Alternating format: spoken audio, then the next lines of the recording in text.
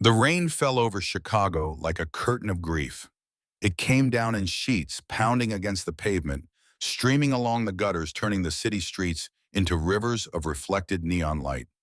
The wind howled through the concrete canyons of downtown, sending umbrellas tumbling and pedestrians running for cover. On a street corner in the Gold Coast neighborhood, the neon sign of Bellagio's Fine Italian Dining cast a warm amber glow through the rain-streaked windows.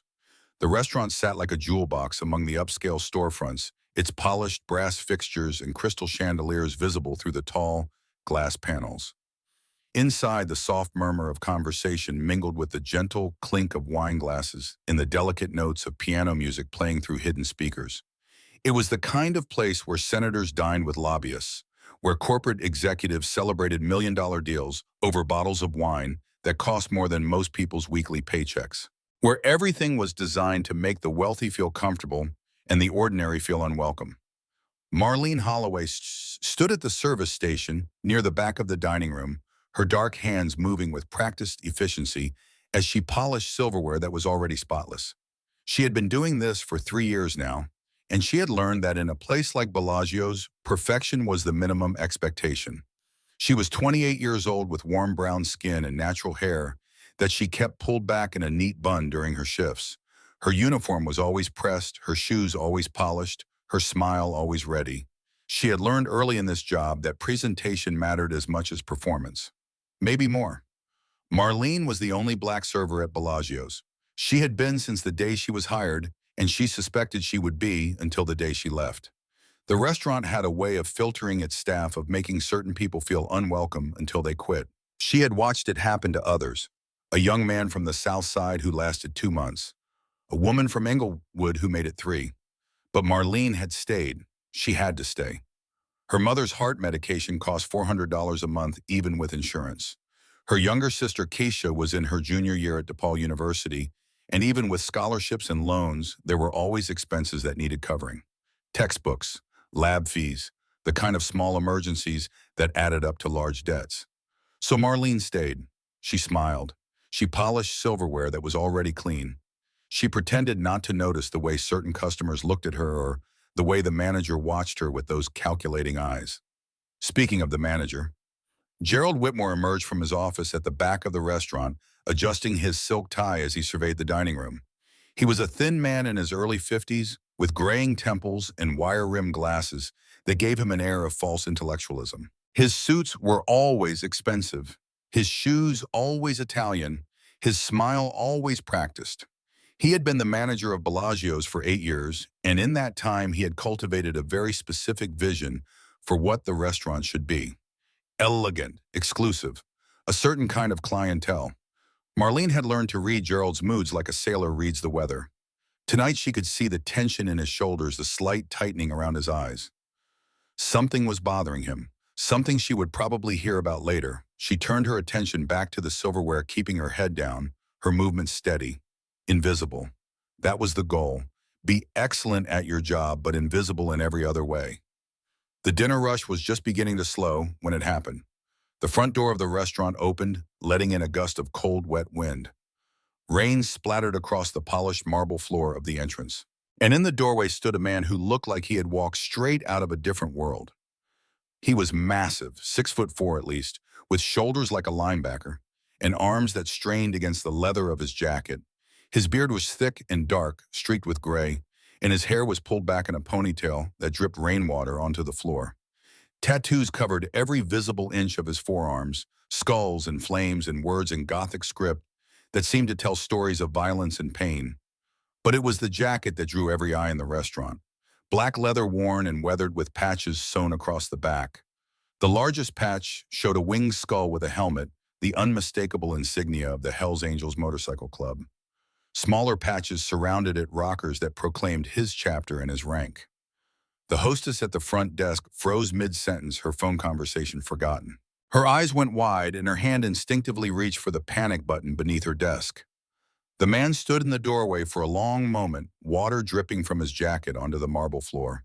His eyes swept across the restaurant, taking in the crystal chandeliers, the white tablecloths, the well-dressed diners who were now staring at him with expressions ranging from fear to disgust.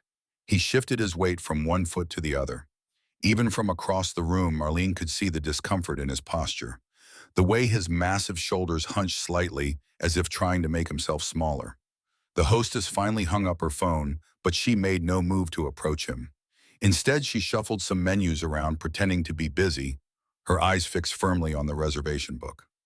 Conversations around the restaurant had stopped.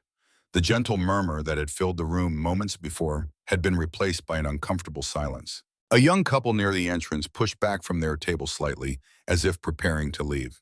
An elderly woman clutched her pearls in a gesture that might have been comical if it weren't so sad.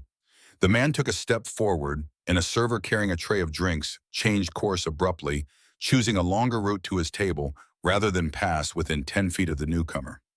Gerald Whitmore emerged from the back of the restaurant like a shark sensing blood in the water. His face was a mask of false pleasantness, but his eyes were hard calculating. He approached the hostess desk with measured steps, positioning himself between the entrance and the dining room. "Can I help you?" he asked, his voice carrying that particular tone that made the question sound like an accusation. The man in the leather jacket met Gerald's gaze. "Table for one," he said. His voice was deep and rough, like gravel being crushed under truck tires. "Just want to get out of the rain. Have some dinner." Gerald's practiced smile didn't waver, but something shifted behind his eyes. "I'm afraid we're fully booked this evening." "Perhaps you might try somewhere else." Marlene watched from her position at the service station. She could see what the man could not: the half-empty dining room, the available tables, the lie written plainly across the situation. The man looked around, his eyes taking in the empty seats.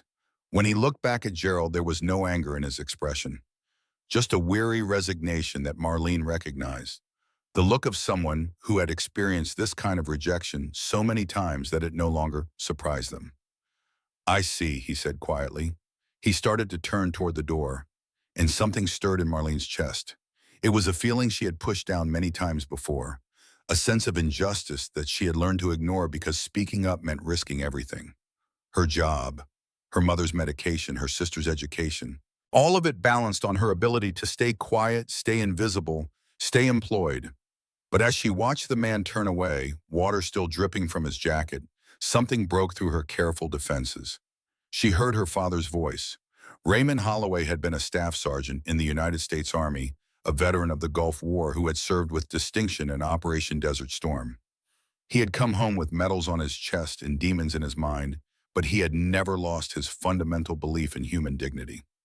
Marlene remembered sitting on his knee as a little girl, listening to him tell stories about the men he had served with. Men from every background, every color, every walk of life.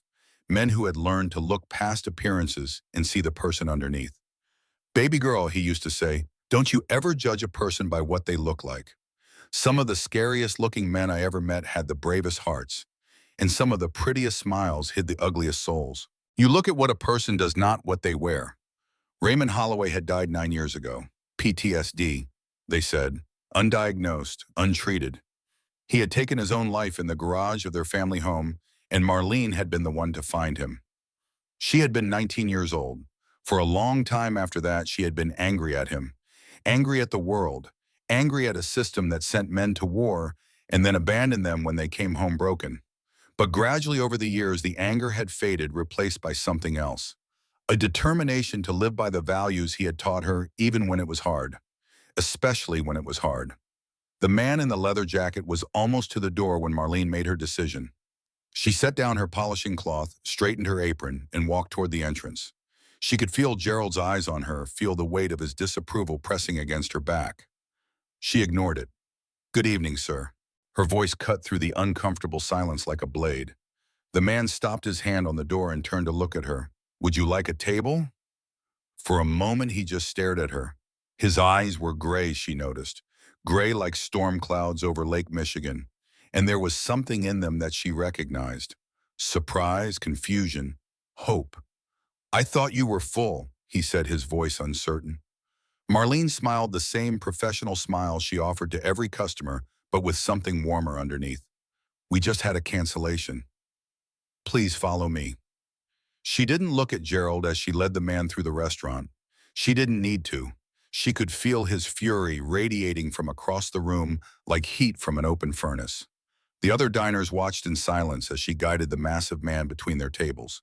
Some pulled their belongings closer. Others averted their eyes. A woman actually put her hand over her purse as if he might snatch it as he passed. Marlene led him to a corner booth near the back of the restaurant, a spot partially hidden by a decorative pillar. It wasn't the best table in the house, but it was quiet, private, a place where he might actually be able to eat in peace. "Here we are," she said, gesturing to the booth. "I thought you might appreciate a quieter spot." The man looked at her for a long moment, something unreadable moving behind those storm-colored eyes. Then he slid into the booth, his jacket creaking softly against the leather seats. "Thank you," he said quietly. The words seemed to come from somewhere deep inside him, dragged up from a place that rarely saw the light. Marlene handed him a menu, her movements calm and professional. "Can I start you off with something to drink?" "Just water," he said. Then after a pause, "And maybe some coffee, if it's not too late." "It's never too late for coffee," Marlene replied. "I'll have those right out." She turned to walk toward the service station, and his voice stopped her. "Ma'am?" She looked back. He was holding the menu, but he wasn't looking at it. He was looking at her with an expression she couldn't quite identify. "Why?" he asked simply. Marlene understood the question. Why had she served him when no one else would? Why had she risked her job, her standing, her security for a stranger who looked like everything society feared? She thought about her father, about the lessons he had taught her, about the way he had looked at people, really looked at them, seeing past the surface to the person underneath. "Because you're a customer," she said simply, "and this is a restaurant." It wasn't the whole answer, but it was enough for now. She saw something shift in his expression, some of the tension leaving his massive shoulders. He nodded once slowly and turned his attention to the menu. Marlene walked back to the service station, her heart beating faster than normal. She could feel Gerald's eyes on her, could sense the confrontation that was coming. But for now, in this moment, she had done the right thing. Her father would have been proud. The man's name, she learned over the course of the evening, was Colton Briggs. Colt, he said when she asked what he preferred to be called. Just Colt. He ordered the pot roast, ate it slowly, and said little. But when Marlene came to refill his coffee, he began to open up bit by bit like a flower turning toward unexpected sunlight. He had been in the army, he told her. 8 years, 2 deployments to Afghanistan. He had been a sergeant responsible for a squad of young men barely out of high school. "Got out 5 years ago," he said, his rough voice softening slightly. "Been trying to find my feet ever since." Marlene recognized that tone. She had heard it from her father in the years before his death. The voice of someone who had seen too much, done too much, and couldn't figure out how to live in a world that didn't understand. "That can't be easy," she said, and she meant it. "It's not." Colt wrapped his hands around his coffee cup, his tattoos stark against the white ceramic. "Some days are harder than others." He didn't explain further, and she didn't push. Some things didn't need to be said out loud to be understood. During a quiet moment when the dinner rush had slowed to a trickle and most of the other servers were gathered near the bar, Marlene found herself sitting across from Colt in his booth. She wasn't sure how it had happened exactly. One moment she was refilling his coffee, the next she was sliding into the seat opposite him, her feet aching from hours of standing. "Mind if I sit for a minute?" she asked. "It's been a long shift." Colt nodded, something like surprise flickering across his weathered face. "Your manager might not like that." "My manager doesn't like a lot of things," Marlene replied, and she was surprised to hear a note of bitterness in her own voice. Colt studied her for a moment, his gaze thoughtful. "He give you trouble for serving me." Marlene hesitated. She had learned long ago that complaining about work only led to more problems. But something about this man, this stranger who looked like a nightmare but spoke like a lost soul, made her want to be honest. "Let's just say you're not his preferred clientele," she said carefully. Colt nodded slowly. "I get that a lot." He looked down at his coffee cup, turning it slowly in his massive hands. "Most folks see the jacket, the tattoos, they think they know everything about me. Think I'm dangerous, criminal, someone to be afraid of." He raised his eyes to meet hers. "Truth is, most days I'm just a guy trying to get through, trying to figure out who I am now that I'm not who I used to be." Marlene felt something twist in her chest. She thought about her father, about the way he had struggled to adjust after coming home from the Gulf, about the nightmares that had woken him screaming, the flashbacks that had sent him diving for cover at the sound of a car backfiring. My father was in the service, she heard herself say. Gulf War. He had a hard time adjusting too. Colt's expression shifted. Had Marlene swallowed hard. He passed away 9 years ago. I'm sorry. The words were simple, but there was genuine feeling behind them. Not the empty condolences she had received from countless strangers over the years, but real sympathy from someone who understood. PTSD, she said quietly. They didn't catch it in time, didn't treat it properly. He couldn't live with what was in his head anymore. She wasn't sure why she was telling him this. She never talked about her father's death, not to anyone except her mother and sister. But something about Colt made the words come easier. Maybe it was the understanding in his eyes. Maybe it was the sense that he too carried wounds that no one could see. That's why I seated you, she said, meeting his gaze. My father always told me not to judge people by how they look. He said some of the scariest looking men he ever met had the bravest hearts. Colt was quiet for a long moment. When he spoke, his voice was rough with emotion. Your father sounds like he was a good man. He was. Marlene blinked back the tears that threatened to form. He really was. They sat in silence for a moment, a comfortable silence that felt rare and precious. Two strangers connected by loss and understanding, sharing a moment of genuine human connection in a world that seemed determined to keep them apart. The moment was broken by a throat being cleared loudly behind them. Marlene looked up to see Gerald standing at the end of the booth, his arms crossed over his chest, his expression cold. Miss Holloway, he said, his voice carrying that particular tone of false pleasantness that always preceded something unpleasant. A word in my office, please. Marlene stood up, straightening her apron. She looked at Colt and offered him a small smile. I'll be right back with your check.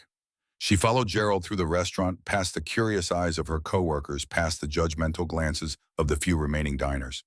The walk to his office felt like a march to the gallows. Gerald's office was a small room at the back of the restaurant, decorated with framed certificates and photographs of himself with various local celebrities. He closed the door behind them with a soft click that somehow sounded louder than a gunshot. Sit down, he said, gesturing to the chair across from his desk. Marlene sat her hands folded in her lap, her expression carefully neutral. She had been here before in this chair, receiving this hard stare. But she had never been quite so certain of what was coming. Gerald didn't sit. Instead, he stood behind his desk, his hands pressed flat against the surface, leaning forward in a way that was clearly meant to be intimidating. Do you know what I've spent 8 years building here? He asked, his voice soft but sharp.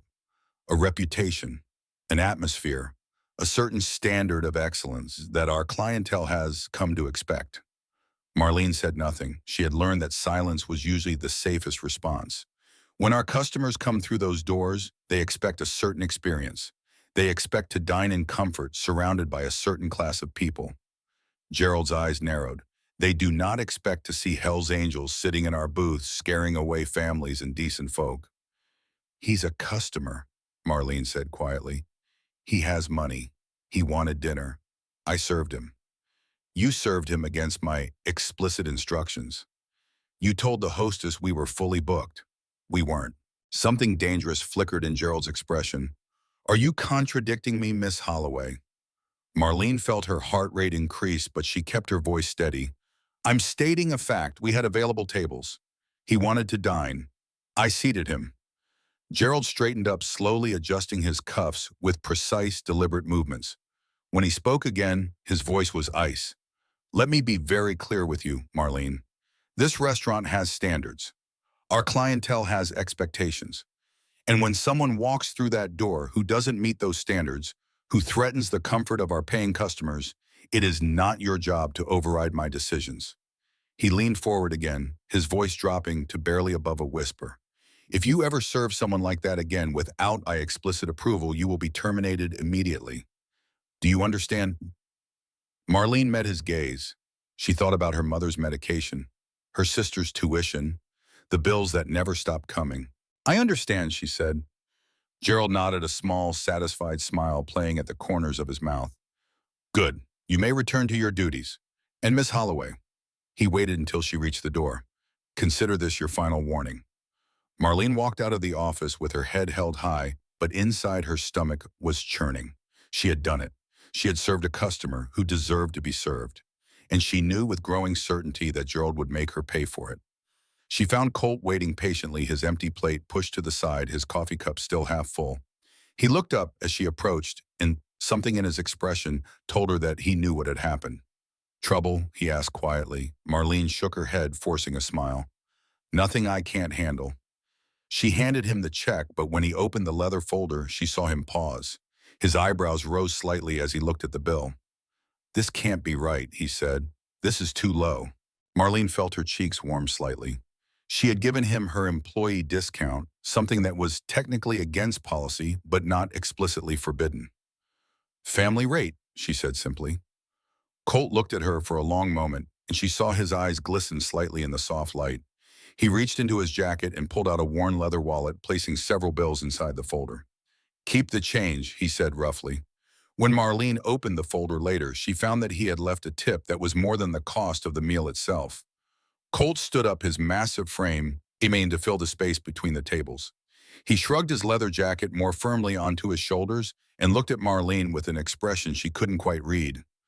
"I need to tell you something," he said, his voice low. Marlene waited. "When I walked in here tonight, I was at the end of my rope." He paused, choosing his words carefully. "I've been walking for hours, in the rain, trying to clear my head, trying to figure out if there was any reason to keep going." Marlene felt her breath catch in her throat. She knew what he was saying. She knew it in her bones. "Then you came over," Colt continued. "You looked me in the eye. You treated me like I was worth something. Like I was a person, not a monster." He reached into his pocket and pulled out a small piece of paper, a receipt Marlene realized. He turned it over and pulled a pen from somewhere inside his jacket, scribbling something on the back. "I don't have much to give," he said, pressing the paper into her hand. "But this is my number. If you ever need anything, anything at all, you call me. I owe you more than you know."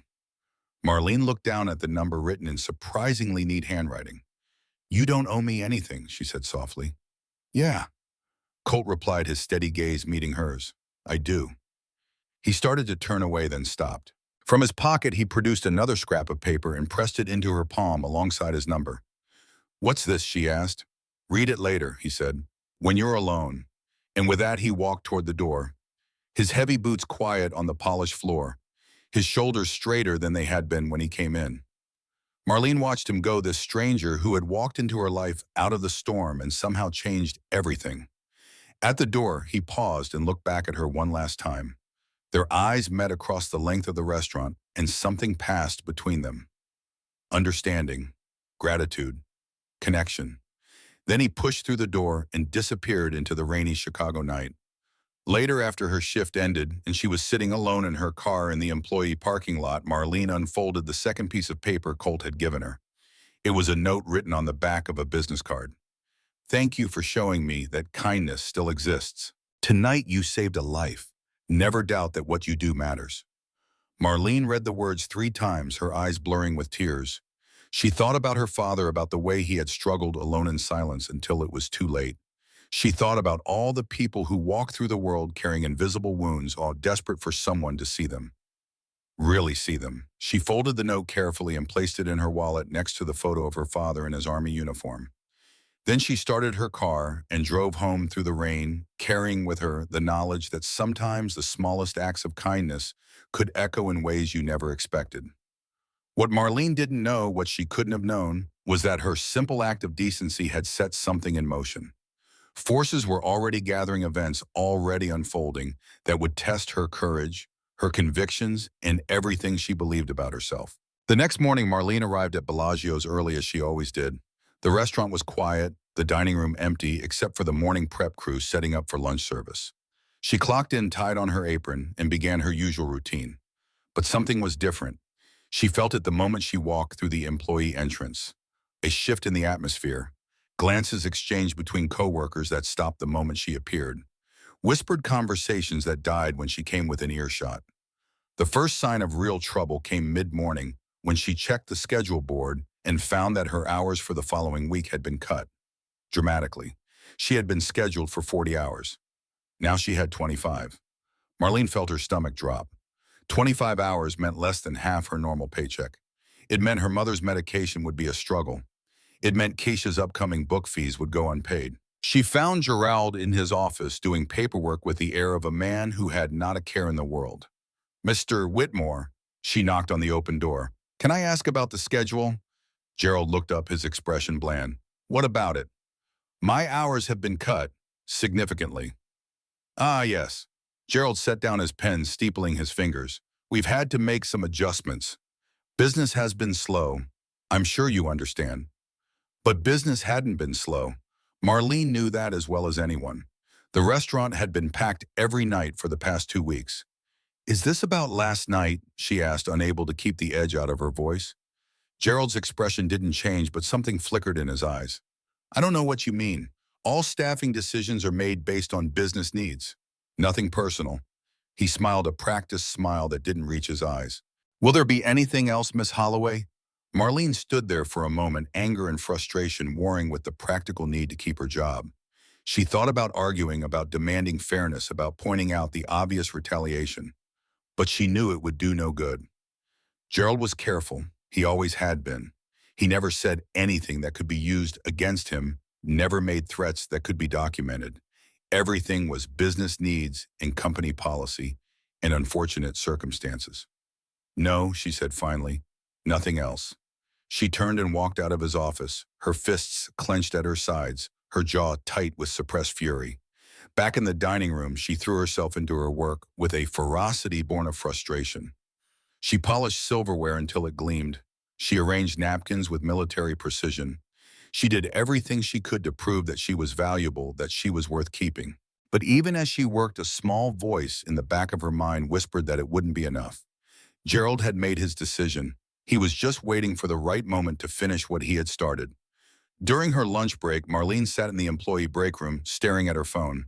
She had pulled up her calculator app and was doing the math, trying to figure out how she could make 25 hours of work stretch to cover 40 hours of bills. It wasn't possible. The numbers didn't add up. They never did when you were poor. She thought about looking for another job, but the restaurant industry in Chicago was competitive, and she didn't have the connections or the references to easily move to another upscale establishment. Gerald would make sure of that. He had done it before to other employees who had left under bad circumstances. A few words in the right ears, a negative reference here and there, and suddenly no one was hiring. Marlene was trapped, and she knew it. Her phone buzzed with a text message. It was from Keisha. "Mom seems tired today. Came home from dialysis and went straight to bed. Think we should call the doctor." Marlene closed her eyes, feeling the weight of the world pressing down on her shoulders. Her mother's health had been declining for months, but they couldn't afford more specialist visits. The insurance only covered so much, and the deductibles were bleeding them dry. "Keep an eye on her," she texted back. "I'll call Dr. Patterson tomorrow and see if we can get an appointment." She didn't mention that she had no idea how they would pay for it. Some things were better left unsaid. The rest of her shift passed in a blur.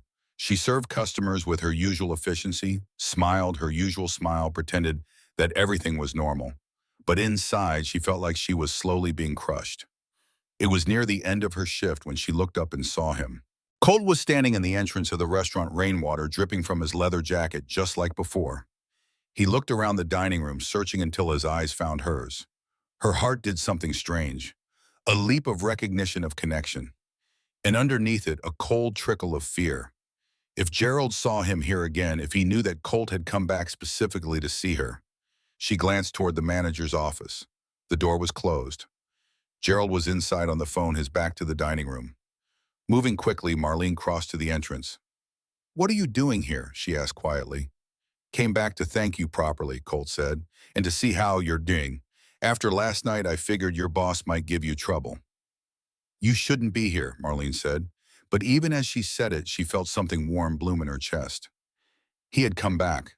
This stranger, this frightening-looking man who society had written off, had come back to check on her. "I know," Colt said. His steady gaze was serious, concerned. "But I had to make sure you were okay. What you did for me last night, not many people would have done that. I was just doing my job." "No." Colt shook his head slowly. "You were doing something most people have forgotten how to do. You were being kind, in a world that's forgotten what that word means." Marlene felt tears prick at the corners of her eyes. She blinked them back, glancing again toward Gerald's office. "Look," she said quickly, "I appreciate you coming by. I really do. But if my manager sees you here, it's going to make things worse for me." Colt nodded slowly. "I understand. I'll go." He reached into his pocket and pulled out a folded piece of paper. "But first I wanted to give you this." Marlene took the paper, her fingers brushing against his calloused hand. "It's the number for a veterans support group," Colt said. "They helped me when I first got out. Good people. They might know some resources that could help with—" He hesitated. "Well, with whatever you're going through." Marlene looked down at the paper, then back up at Colt. "How did you know I was going through something?" "I've got eyes," Colt said simply. "I've seen that look before. In the mirror mostly. The look of someone carrying more weight than they should have to carry alone." For a moment, neither of them spoke. The sounds of the restaurant seemed to fade into the background, leaving just the two of them standing in a bubble of understanding. "Thank you," Marlene said finally, "for thinking of me." "Thank you for thinking of me first," Colt replied. He started to turn away, then stopped. "One more thing. That manager of yours, the one who looks at you like you're something stuck in his shoe." Marlene tensed. "What about him? Be careful around him. I've known men like that. They smile to your face while they're sharpening the knife for your back." Colt's expression was hard knowing. "Whatever he's got planned, it won't be quick and it won't be clean. He'll make it look like it's your fault, like you brought it on yourself." "I know," Marlene said quietly. "I've been watching him do it to others for 3 years." Colt nodded slowly. "Then you know what you're up against. Just remember, you're not alone. Whatever happens, you've got a friend now, whether you want one or not." He offered her a small, crooked smile that transformed his weathered face, making him look almost gentle despite the tattoos and the leather and the patches. "I'll see you around, Marlene Holloway." And then he was gone, pushing through the door and disappearing into the gray Chicago afternoon, leaving Marlene standing in the entrance with a folded piece of paper in her hand and a strange, unfamiliar feeling in her heart. Hope. She wasn't sure she remembered what hope felt like anymore. But standing there watching the door swing closed behind the unlikely friend she had made, she thought she might be starting to remember. What she didn't see was Gerald's face watching from his office window, his eyes hard and calculating as they tracked Colt's departure. What she didn't know was that he was already composing an email in his head, one that would paint her as a security risk, a liability, a problem that needed to be solved. What she couldn't have predicted was that this moment, this small act of connection, would be the spark that ignited a fire that would burn through everything she thought she knew about herself, her job, and her place in the world. But that was a story for another day. For now, Marlene tucked the paper into her apron pocket, straightened her shoulders, and went back to work. There were tables to serve customers to satisfy a job to keep. And somewhere in the back of her mind, her father's voice whispered words that she had almost forgotten. "Sometimes, baby girl, the right thing to do is the hardest thing to do. But that doesn't mean you stop doing it. That's what courage is. Not the absence of fear, but the decision that something else is more important." Marlene Holloway didn't know what the future held. She didn't know what Gerald was planning or how she would pay her bills or whether she would still have a job next month. But she knew one thing with absolute certainty. She had done the right thing. And no matter what came next, no one could take that away from her. 3 days passed like stones sinking through dark water. Marlene moved through her shifts at Bellagio's with the mechanical precision of someone who had learned to function while falling apart. She smiled at customers. She refilled water glasses. She recited the specials with perfect diction and collected tips that grew smaller as Gerald assigned her the worst tables in the house. The corner booth near the kitchen where the noise made conversation impossible. The two top by the restrooms where the traffic never stopped. The large party section that looked impressive on paper, but meant splitting tips 6 ways while doing twice the work. Gerald never said anything directly. He never had to. His campaign of quiet destruction was surgical in its precision. A schedule change here, a shift in section assignments there, small cuts that bled her dry while leaving no visible wounds. On Thursday evening, Marlene found herself standing in the break room, staring at her reflection in the scratched mirror above the sink. Dark circles had formed under her eyes. Her uniform, usually so crisp and perfect, looked rumpled despite her best efforts. She looked tired. She looked beaten. She looked like her father had looked in those last months before the end. The thought hit her like a physical blow. She gripped the edge of the sink, forcing herself to breathe, pushing down the grief that still lived in her chest after all these years. "You okay?" Marlene turned to find one of the other servers, a young white woman named Brittany, standing in the doorway. Her expression was somewhere between concern and curiosity. "Fine," Marlene said automatically. "Just tired." Brittany hesitated, then stepped into the break room, letting the door swing shut behind her. She glanced around as if checking for eavesdroppers, then moved closer to Marlene.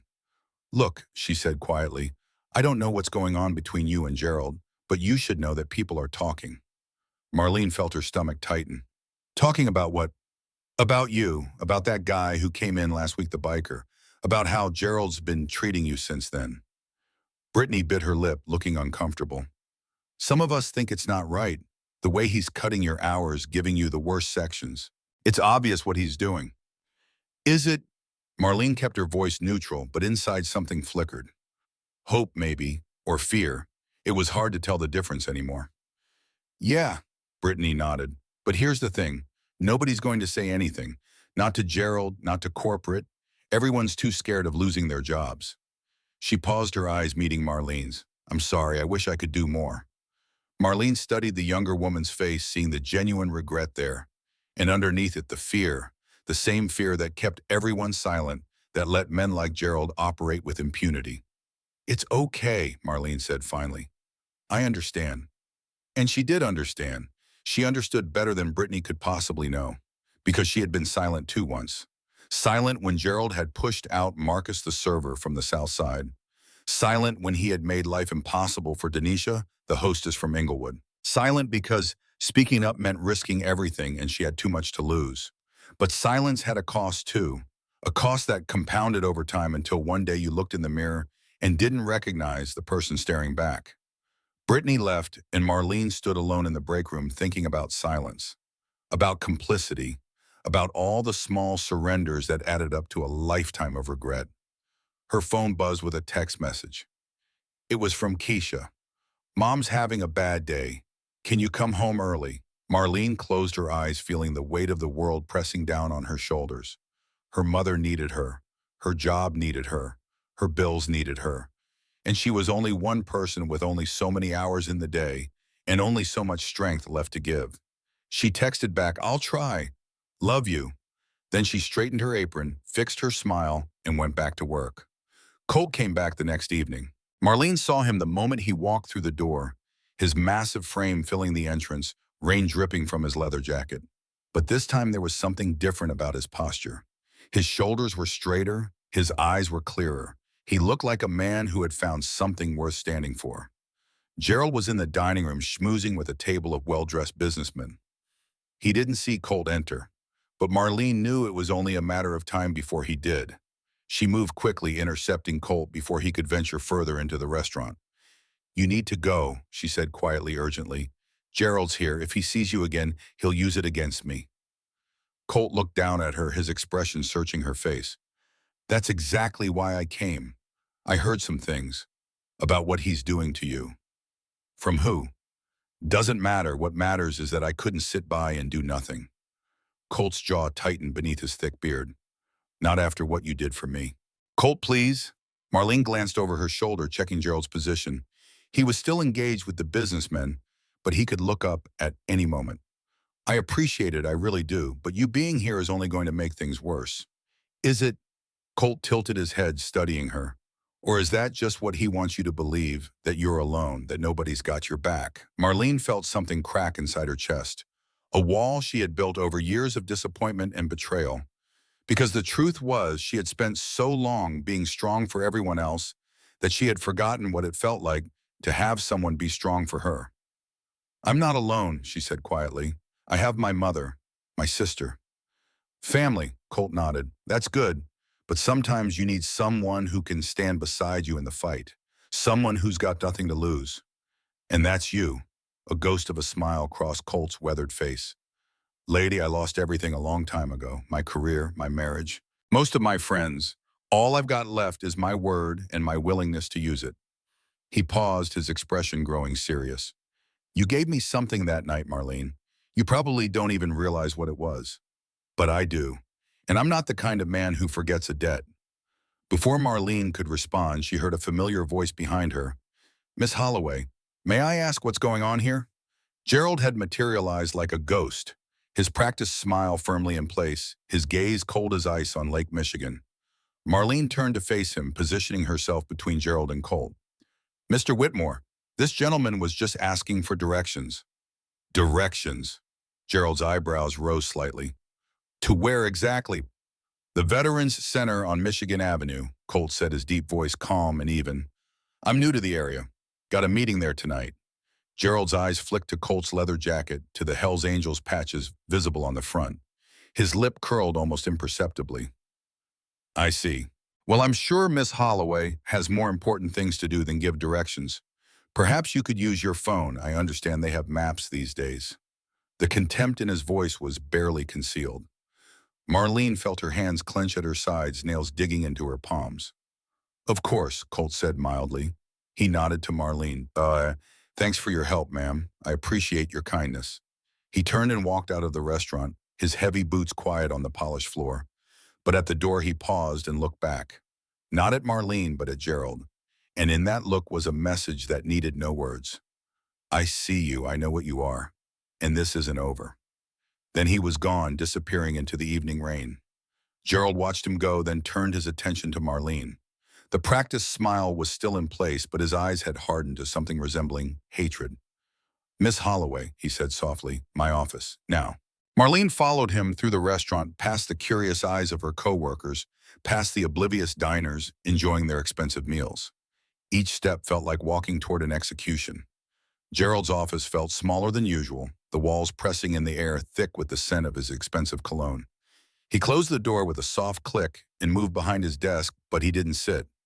Instead, he stood there, hands pressed flat against the polished surface, staring at her with an expression of cold fury. I thought I made myself clear, he said, his voice barely above a whisper, about associating with certain elements. He was asking for directions, Marlene said, keeping her voice steady. I was being helpful to a potential customer. A potential customer? Gerald laughed, a short, harsh sound. That man is not a customer. He's a criminal, a gang member, the kind of person who drives away real customers, the people who actually matter to this establishment. He's a veteran, Marlene said quietly. He served his country for 8 years.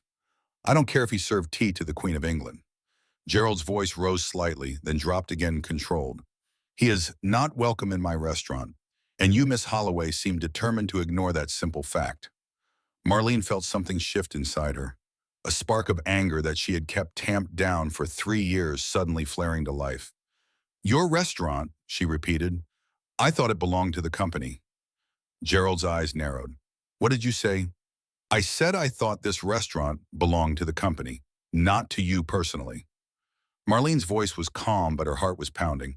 The company that has policies about treating all customers with respect. The company that claims to value diversity and inclusion. Don't lecture me about company policy. Gerald's thin face had flushed red. I've been running this establishment for 8 years. I know what's best for our clientele. Do you? Marlene felt the words coming now, unstoppable, like water breaking through a dam. Because from where I'm standing, it looks like you've spent 8 years pushing out anyone who doesn't fit your personal idea of what belongs here. Marcus Johnson, Denisha Williams.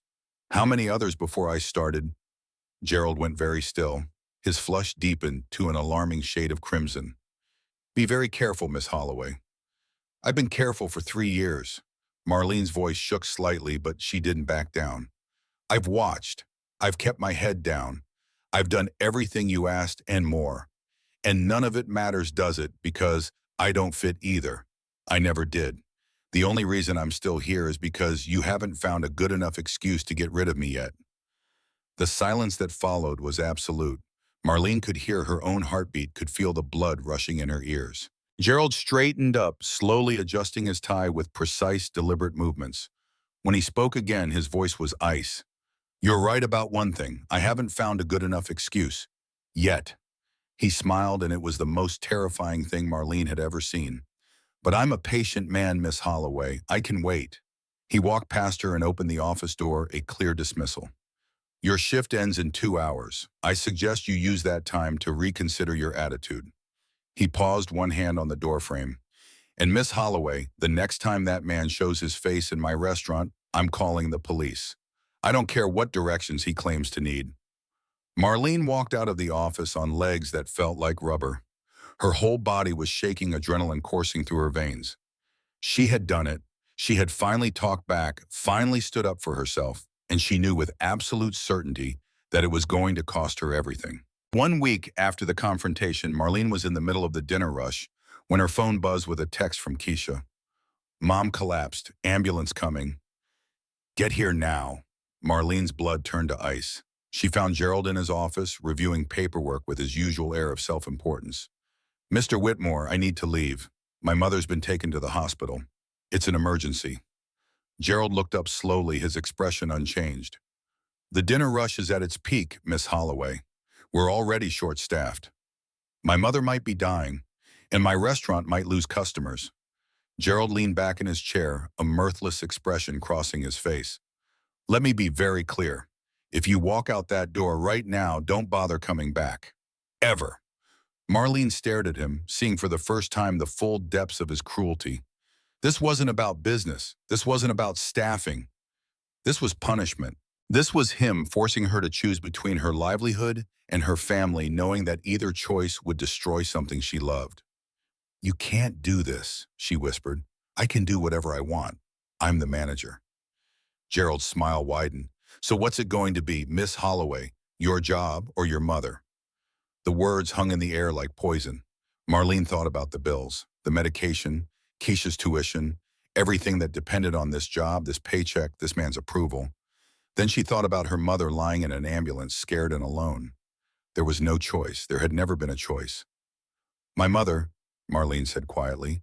She untied her apron and set it on Gerald's desk. Always my mother. She turned and walked out of his office, her head held high, despite the tears streaming down her face. What she didn't see was Colt sitting in his usual booth, his phone raised, recording the entire conversation through the open office door. His expression was hard as stone, his jaw clenched with barely contained fury. He had heard everything, and he had captured every word. The hospital was a blur of fluorescent lights and antiseptic smells. Marlene found her mother in the cardiac unit, hooked up to monitors that beeped and whirred with mechanical indifference. Keisha was already there, her young face drawn with worry. The doctor says it was a minor heart attack. Keisha explained, her voice trembling. She's stable now, but they want to keep her for observation. Marlene sank into the chair beside her mother's bed, taking the older woman's frail hand in her own. Loretta Holloway looked so small, so fragile beneath the harsh hospital lights. The woman who had raised 3 children on her own, who had worked 2 jobs to keep food on the table, who had never complained about the hand life had dealt her. I'm here, Mama, Marlene whispered. I'm here. Her mother's eyes fluttered open, unfocused at first, then sharpening as they found Marlene's face. Baby girl, she murmured. You should be at work. Marlene felt tears spill down her cheeks. There's nowhere else I'd rather be. They sat together in the quiet of the hospital room, mother and daughter, while the machines kept their steady rhythm. Keisha had gone to get coffee, giving them a moment alone. I heard what happened, Loretta said softly. Keisha told me. About your mom, about the choice that man made you make. Marlene shook her head. It wasn't a choice, Mama. You know that. I know. Loretta squeezed her daughter's hand with surprising strength. But I also know what this job meant to you, what it meant for all of us. We'll figure it out. We always do. Loretta was quiet for a moment, her eyes distant. Your father would be proud of you, you know, standing up to that man, choosing family over fear. The mention of her father sent a fresh wave of emotion through Marlene. I just did what he taught me to do. Yes, Loretta smiled, a tired but genuine smile. You did, and that's exactly why he'd be proud. The next morning, Marlene met Yolanda at their usual spot, a small diner 2 blocks from her apartment. Her best friend since high school was already there, nursing a cup of coffee and looking worried. Girl, you look like you haven't slept in days, Yolanda said as Marlene slid into the booth. Because I haven't. Marlene wrapped her hands around the coffee cup the waitress set down. Everything's falling apart, yo. My job, my mom's health. I don't know how much longer I can keep all these balls in the air. Yolanda reached across the table and squeezed her hand. Marlene, listen to me. You've spent your whole life taking care of everyone else. Your mama, your sister, every customer who walks through that restaurant door. Maybe it's time you let someone take care of you for once. Who's gonna do that? Me, for starters. Yolanda's dark eyes were fierce. And that man, Colt, he came back because he believes in you, because you showed him something worth believing in. She paused. You don't have to carry this alone anymore. Marlene felt tears prick at her eyes. Before she could respond, her phone buzzed with a text from an unknown number. Miss Holloway, this is Barbara Wilson. I used to work at Bellagio's as a prep cook. I heard about what's happening with Gerald. I have information that might help. Can we meet before your corporate meeting? Marlene stared at the message, her heart racing. Who is it? Yolanda asked. Someone who might be able to help, Marlene replied slowly. Someone who's been where I am now. She typed back, yes, where and when. The response came quickly. There's a coffee shop on Oak Street near the park, tomorrow, 8 a.m. That same afternoon, Marlene's phone rang with a call from a number she didn't recognize. She answered cautiously. Miss Holloway, a crisp professional voice. This is Patricia Caldwell from corporate HR. I need you to come in for a meeting tomorrow morning, 10 o'clock. There are some concerns that have been raised about your employment situation. Marlene felt her stomach tighten. What kind of concerns? I'd rather discuss that in person. Please dress professionally and bring any documentation you feel is relevant to your case. A pause. And Miss Holloway, I would advise you to take this meeting seriously. After she hung up, Marlene sat in silence, trying to process what was happening. Gerald had made his move. Whatever he had told, corporate, whatever lies he had spun, she would have to face them head on. But now she had something she hadn't had before. Allies. Evidence. A chance to tell her side of the story. She called Colt. I need to see you, she said when he answered.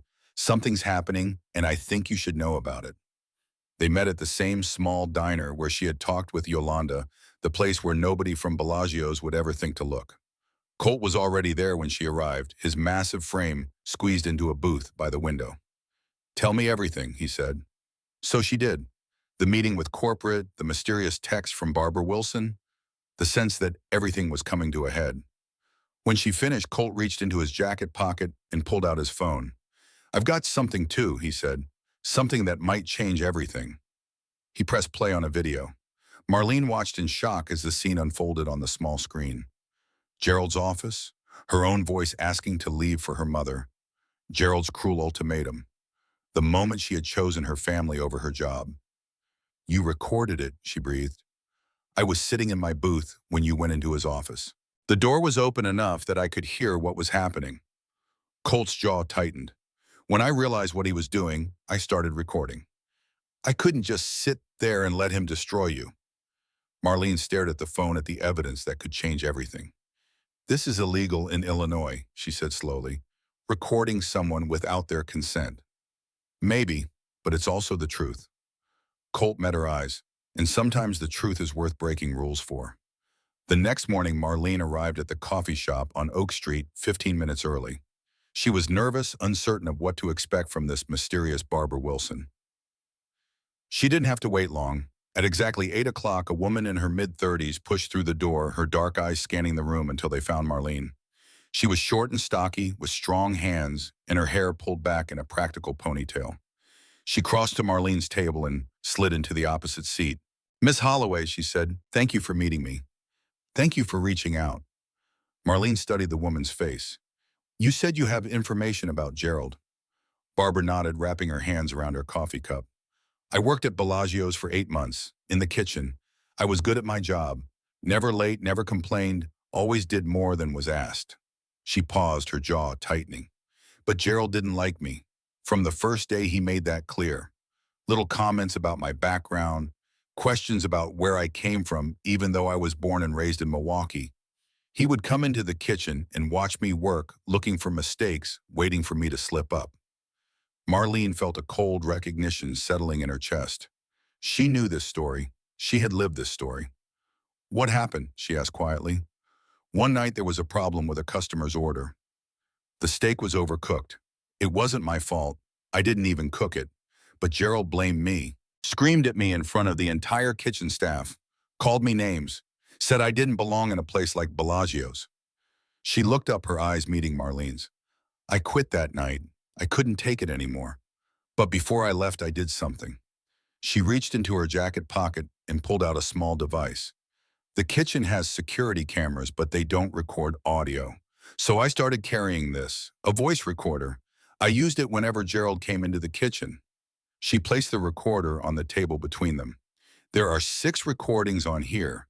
Gerald saying things that would end his career if anyone heard them. Racist comments, threats, admissions of how he's pushed out employees he didn't want. Marlene stared at the recorder, her heart pounding. Why didn't you use this before? Because I was scared. Barbara's voice cracked slightly. I needed to find another job. I have kids to feed. I couldn't afford to make enemies to be known as a troublemaker. She pushed the recorder toward Marlene. But then I heard about what's happening to you, about how you stood up to him. And I realized that if I don't speak up now, he's going to keep doing this, to you, to whoever comes after you. She met Marlene's eyes with fierce determination. I'm tired of being scared. Take the recordings, use them. Make sure that man never does this to anyone else. Marlene picked up the recorder, feeling its weight in her hand. Such a small thing, such a powerful weapon. Thank you, she said, her voice thick with emotion. You don't know what this means. I think I do. Barbara stood up, adjusting her jacket. Good luck today, Miss Holloway. I hope you destroy him. Then she was gone, disappearing into the morning crowd, leaving Marlene alone with evidence that might change everything. The corporate office was located in a sleek high-rise in the Loop, all glass and steel and carefully cultivated corporate blandness. Marlene rode the elevator to the 15th floor, clutching a folder that now contained her own documentation, Brittany's USB drive, Barbara's recorder, and Colt's video saved to her phone. 4 weapons, 4 chances to tell the truth. Patricia Caldwell met her in the reception area, her expression unreadable. Miss Holloway, thank you for coming. Please follow me. She led Marlene down a corridor lined with framed photographs of smiling employees and inspirational quotes about teamwork and excellence. The conference room at the end was larger than the one at the restaurant, with floor-to-ceiling windows that offered a stunning view of the Chicago skyline. Gerald was already there. He sat at one end of the long table, his posture rigid, his face a mask of barely concealed hostility. Beside him sat a man Marlene didn't recognize, middle-aged and balding, with the look of a lawyer. Patricia gestured for Marlene to sit at the opposite end of the table, then took a seat in the middle, positioning herself as a neutral arbiter. Thank you both for coming, she began. As you know, we've been conducting an investigation into the allegations raised in this matter. Both parties have had the opportunity to submit documentation and witness statements. She opened a folder in front of her. Mr. Whitmore, you've alleged that Miss Holloway has violated company policy by associating with individuals who may pose a security risk to the establishment and by insubordination in refusing to follow your directives.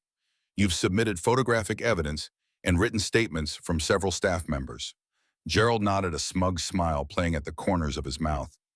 Miss Holloway, you've alleged that Mr. Whitmore has engaged in a pattern of discriminatory behavior toward minority employees, including yourself. You've submitted documentation of schedule changes, section assignments, and a list of former employees who you claim were forced out under similar circumstances. Patricia looked up from her folder. Before we proceed, I want to give both parties an opportunity to add any additional evidence or testimony they wish to present. Gerald's lawyer leaned forward. Mr. Whitmore has nothing to add. The evidence speaks for itself. Miss Holloway's behavior has been inappropriate, and her accusations are clearly an attempt to deflect from her own misconduct. Patricia turned to Marlene. Miss Holloway, Marlene took a deep breath. This was it, the moment everything hinged on. Actually, she said, her voice steady despite the pounding of her heart, I do have additional evidence to present. She opened her folder and placed the USB drive on the table. This drive contains emails, text messages, and notes provided by a current employee who wishes to remain anonymous. They document a pattern of discriminatory behavior by Mr. Whitmore spanning at least 2 years. Gerald's face darkened, but he remained silent. Marlene then placed Barbara's recorder on the table. And this is a voice recorder containing audio recordings made by a former employee during her time at Bellagio's. The recordings capture Mr. Whitmore making racist comments, threats, and admissions about his efforts to push out employees he considers undesirable. The smugness drained from Gerald's face. His lawyer's eyes widened. "This is outrageous," Gerald sputtered. "Those recordings were made without my consent. They're illegal. They can't be used as evidence." "Illinois is a two-party consent state," his lawyer added quickly. "Any recordings made without all parties' knowledge are inadmissible." Patricia held up a hand. "We're not in a courtroom, Mr. Whitmore.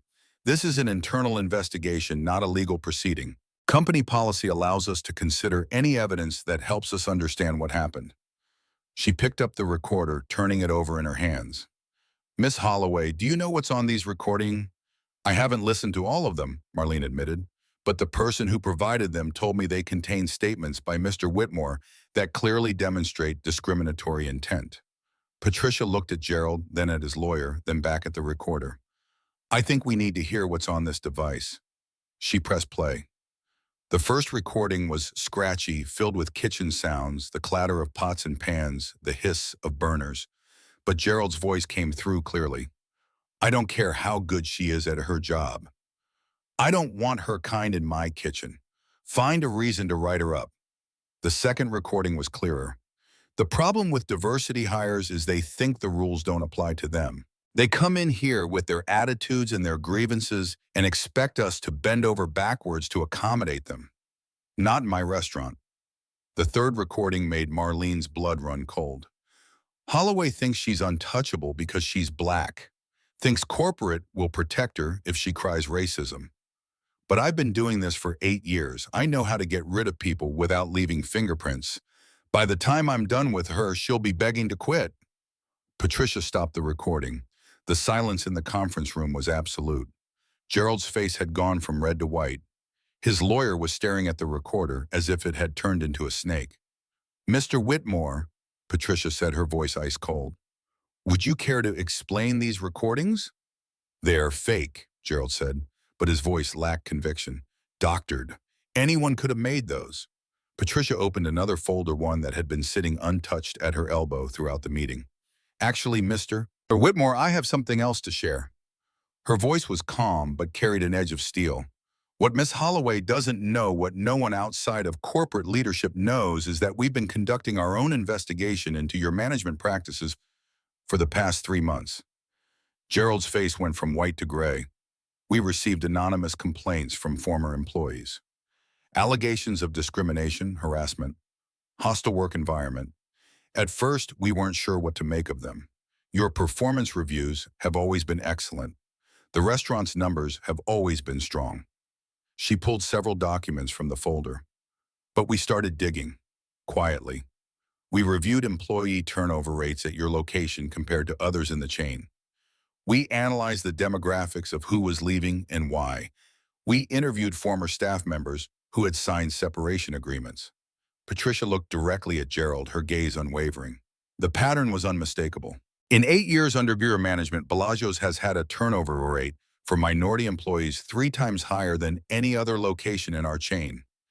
Every single one of them left under circumstances that individually seemed explainable, but taken together they painted a very clear picture."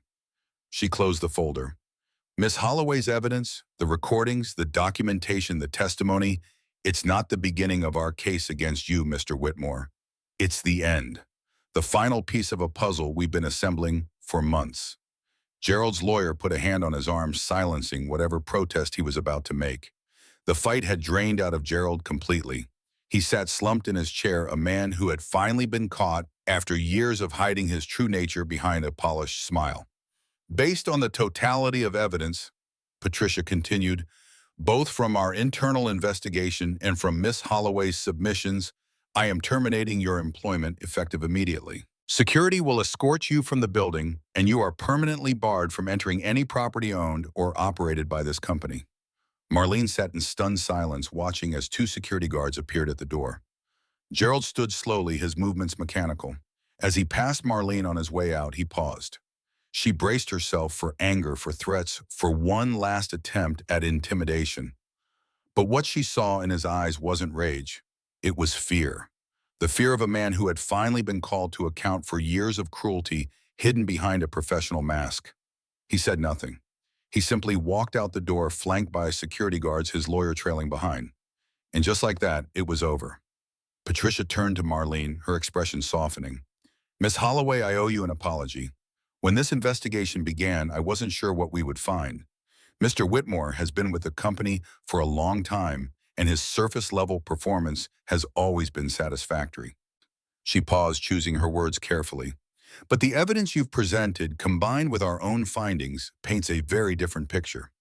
A picture of systematic discrimination hidden behind a facade of professionalism. A picture that frankly reflects poorly on our oversight." "What happens now?" Marlene asked, her voice barely above a whisper. "Mr. Whitmore will face the full consequences of his actions. We'll also be conducting a review of all personnel decisions he made during his tenure, including the departures of the employees you mentioned in your documentation." Patricia sat down across from Marlene, her corporate demeanor slipping to reveal something more human. "As for you, Miss Holloway, I'd like to discuss your future with the company." Marlene felt her heart skip. "My future?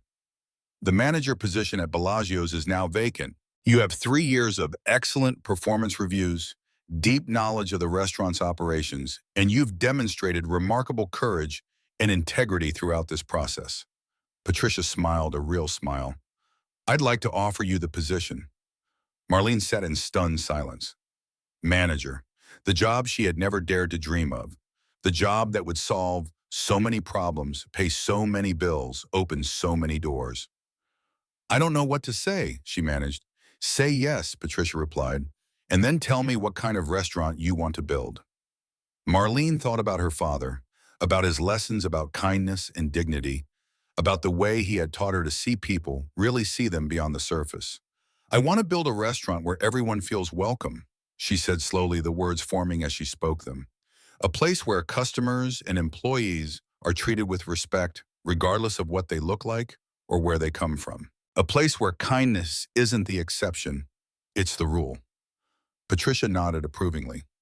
"That's exactly what I wanted to hear." She stood and extended her hand. "Welcome to management, Miss Holloway. I have a feeling you're going to do great things." 3 months later, Marlene stood in the middle of Bellagio's dining room, watching her staff prepare for the evening service. So much had changed since that rainy night when a stranger in a leather jacket had walked through the door. The restaurant looked the same, with its crystal chandeliers and white tablecloths and polished brass fixtures. But the atmosphere was different, warmer, more welcoming. The staff had changed too. Some had left unable or unwilling to adapt to the new culture Marlene was building. But others had stepped up, embracing the simple philosophy she had implemented: treat every person who walks through that door with dignity and respect. It wasn't always easy. Old habits died hard and prejudices ran deep. But slowly, shift by shift, the restaurant was transforming into the kind of place Marlene had always wished it could be. Her phone buzzed with a text message. It was from Keisha. "Mom's doing great today. Doctor says her new medication is working. Thanks for everything, sis. Love you." Marlene smiled, feeling warmth spread through her chest. Her mother's health had stabilized in the weeks since Marlene's promotion. The better insurance, the reduced stress, the ability to afford proper care, and all of it had made a difference. Some problems couldn't be solved with money, but some could. And having enough for once, having security, having stability, it changed everything. The front door opened, letting in a gust of autumn wind. Marlene looked up automatically, ready to greet whoever had arrived. It was Colt. He stood in the entrance, looking so much like he had that first night. The massive frame, the leather jacket, the patches proclaiming his Hells Angels affiliation. But something was different about his posture. His shoulders weren't hunched against the weight of expected rejection. His expression wasn't braced for disappointment. He looked comfortable, at ease, like a man who knew he was welcome. Marlene crossed the dining room to greet him, a genuine smile spreading across her face. "Table for one?" she asked, echoing the words she had spoken 3 months ago. Colt grinned, the expression transforming his weathered face. "Same spot as usual. It's waiting for you." She led him through the restaurant, noting with quiet satisfaction that no one stared. No one whispered. No one pulled their belongings closer or averted their eyes. The staff nodded at Colt as he passed some, even offering small smiles. He was a regular now, part of the community she was building. They reached his corner booth, the same one where they had first talked, where everything had begun. Colt slid into his seat, his jacket settling around him like familiar armor. "Place looks good," he said, looking around. "Feels different." "It is different." Marlene sat across from him, something she allowed herself to do occasionally now that she was the boss. Or at least it's becoming different. Change takes time. Always does. Colt's steady gaze met hers.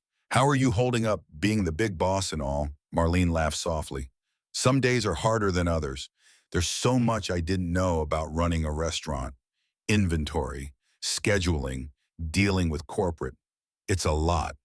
But, but I love it." She felt the truth of the words as she spoke them. "I love being able to make decisions, to set the tone, to build something that matters." Colt nodded slowly. "You're good at it. I can tell just by looking around. The staff seems happy, relaxed. That starts at the top." A server appeared with Colt's usual order, pot roast and black coffee, setting it down with a friendly smile before disappearing to her other tables. "You trained them well," Colt observed, cutting into his pot roast. "Nobody flinched when I walked in. Nobody whispered." "That's the whole point, isn't it?" Well, Marlene leaned back in her seat. "Every person who walks through that door deserves the same welcome, the same respect.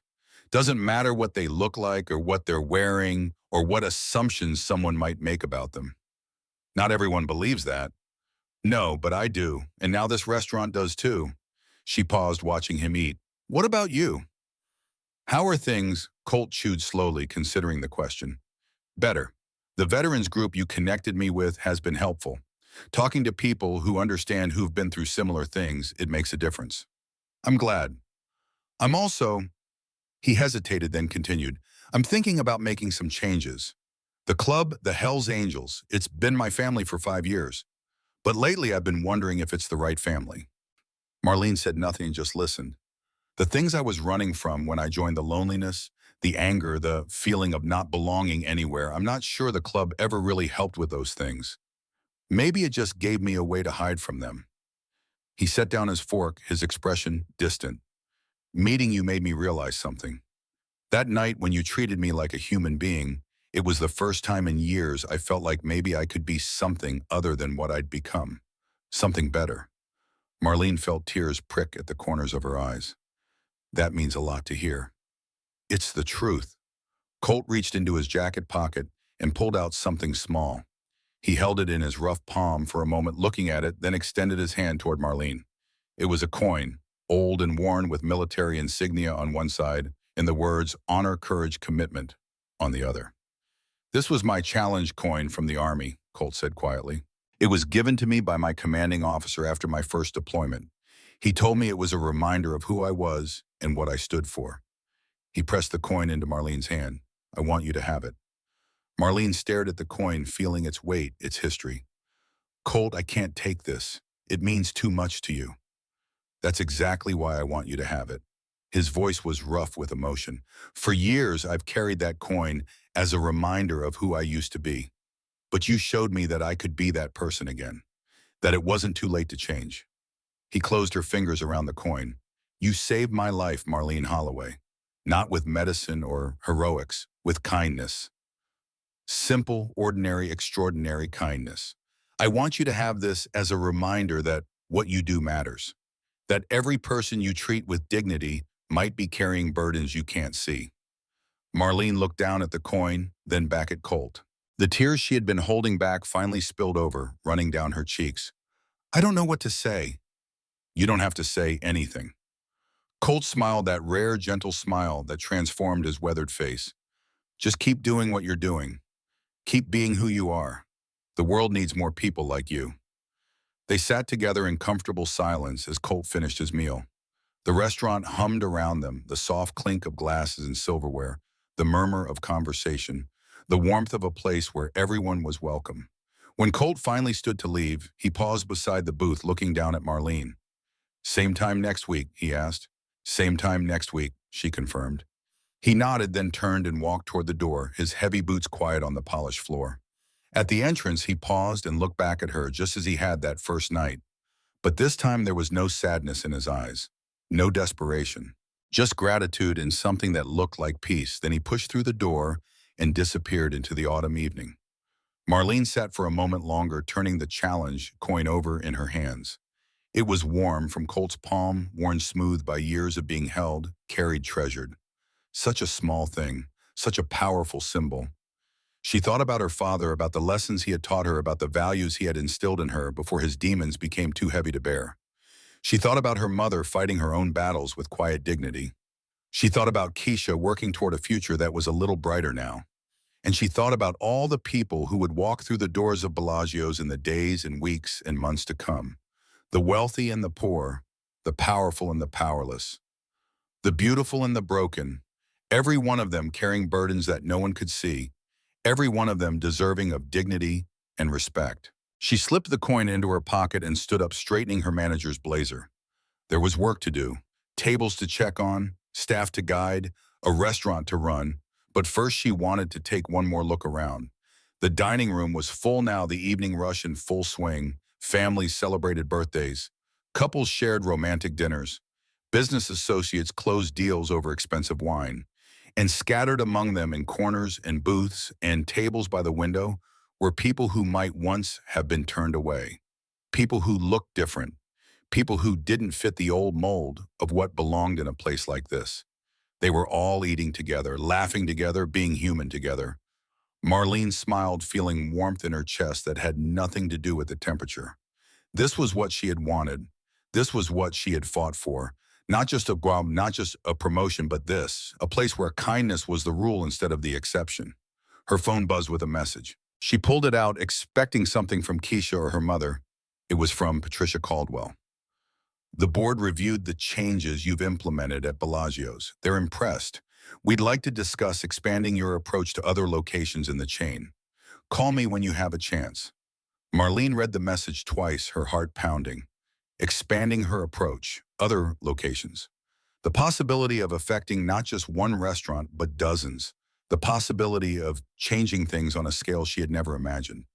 She pocketed her phone and took a deep breath.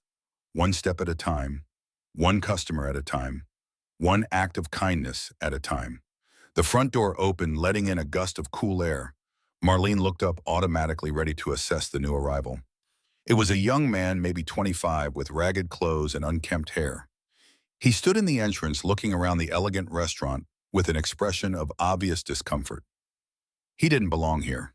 Everything about him screamed it. One of the newer servers, a young woman named Jessica, started toward him with a hesitant expression. She glanced at Marlene, clearly unsure how to proceed. Marlene crossed the dining room with measured steps, feeling the eyes of other customers on her, feeling the weight of the moment. "Good evening," she said, stopping in front of the young man. Her voice was warm, welcoming, exactly as it had been 3 months ago, when a different stranger had stood in the same spot. "Welcome to Bellagio's. Would you like a table?" The young man looked at her with surprise, then suspicion, then something that might have been hope. "I don't—" He hesitated, glancing down at his worn clothes. "I mean, I can pay. I have some money. I just wanted to get out of the cold for a while." "Then you've come to the right place." Marlene smiled, the same smile she had offered to Colt on that rainy night that had changed everything. "Please follow me. I know just the spot." She led him through the restaurant, past the curious glances and raised eyebrows, to a quiet booth near the back. As she handed him a menu, their eyes met. "Thank you," he said quietly, "for not turning me away." "Everyone deserves a warm meal and a kind word," Marlene replied. "That's what this place is about." She left him to study the menu and returned to her post in the middle of the dining room. Jessica was watching her, a question in her eyes. "Remember," Marlene told her gently, "every person who walks through that door is carrying something we can't see. Our job isn't to judge them, it's to serve them, to make them feel welcome, even if it's just for one meal." Jessica nodded slowly, understanding dawning in her expression. "Like that guy who comes in every week, the big one with the tattoos." "Exactly like him," Marlene smiled. "He taught me that lesson. Or maybe I taught it to him. Sometimes the most important lessons come from the most unexpected teachers." She reached into her pocket and touched the challenge coin, feeling its worn surface, its weight of history and meaning. Kindness didn't need a reason. It just needed someone brave enough to offer it. Someone willing to look past the surface and see the person underneath. Someone who understood that a simple act of decency could ripple outward in ways that no one could predict.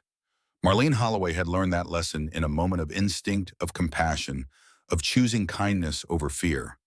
And now, standing in the restaurant she had transformed, watching her staff treat every customer with the dignity they deserved, she understood that the lesson would never stop teaching her. That was the power of kindness. It multiplied. It spread. It changed people in ways that couldn't be measured or predicted. And it all started with a single choice, a single moment, a single act of seeing someone who had been invisible to everyone else. The evening service continued around her, the restaurant humming with life and laughter, and the simple human joy of sharing a meal together.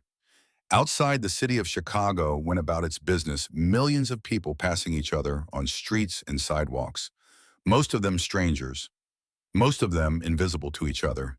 But here, in this small corner of the world, something different was happening, something that mattered. Marlene took one last look around her restaurant, at the diverse faces gathered under the crystal chandeliers, at the staff moving with purpose and compassion, at the young man in the back booth, savoring his first warm meal in who knew how long. Then she straightened her blazer, put on her warmest smile, and went back to work. There were more people to welcome, more kindness to share, more lives to touch, and Marlene Holloway was just getting started.